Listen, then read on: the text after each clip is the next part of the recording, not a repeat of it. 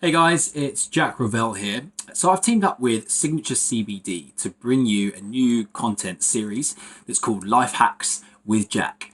We're going to be talking about everything from anxiety, stress, depression, sleep deprivation, and everything in between. So join us today as we talk about how to see the positives of lockdown and how to transition through them in a way that's going to leave you in the best place possible when we all go back to normal. So, how can we keep positive during lockdown? So, the whole world has changed, right? Everything's different. The world has literally stopped. But that's out of our control. We can't do anything about that, right? What we can do is control how we react to this, okay?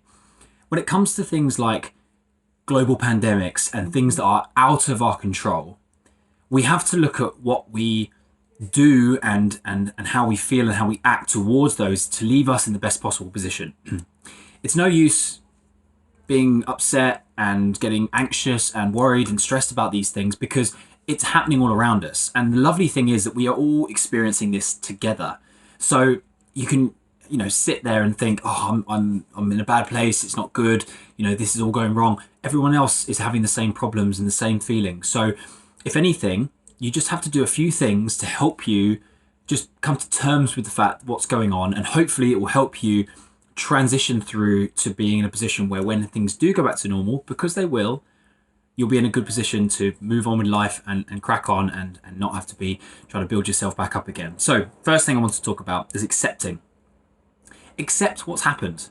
Okay, as I just said, everybody's in the same boat. Everybody's doing the same thing, sitting at home waiting for the vaccine to come along and COVID to be sorted. Okay, you can do lots and lots of different things, but the best thing you can do is just accept it and move forward through it. Okay, keep a journal. Journaling is the best way to keep your thoughts and feelings in one place. And what I found when I journal is that if you write something down and then read it back to yourself 10, 15, even the next day, right? It sometimes sounds a bit silly, or it sounds like, oh, that was just a thought that was going through my head at the time. And when we talk about mindfulness, it's usually things that come into our head, crowd our mind for ages, and then they sort of leave again, however, 10, 15 minutes later. It's about understanding those feelings are just feelings and they don't have to absorb you. You can do whatever you want with them, but just acknowledge them and let them go on their way. Everything will be okay. Second thing, slow down. The whole world has been paused. So take advantage of that. It's probably the first time in your life where you've been forced to stop and do things, right? It's a great way of being able to take stock of what you've got in your life, the positives, the people around you, the things that you really enjoy. So I would say write down all of the positive things you have in your life, right? Make them the things that you concentrate most on. Make them the things that you put all your energy into. Make them the things that you do. All of your energy goes into those things because that is what's going to make you feel a lot better about yourself. Talk to someone.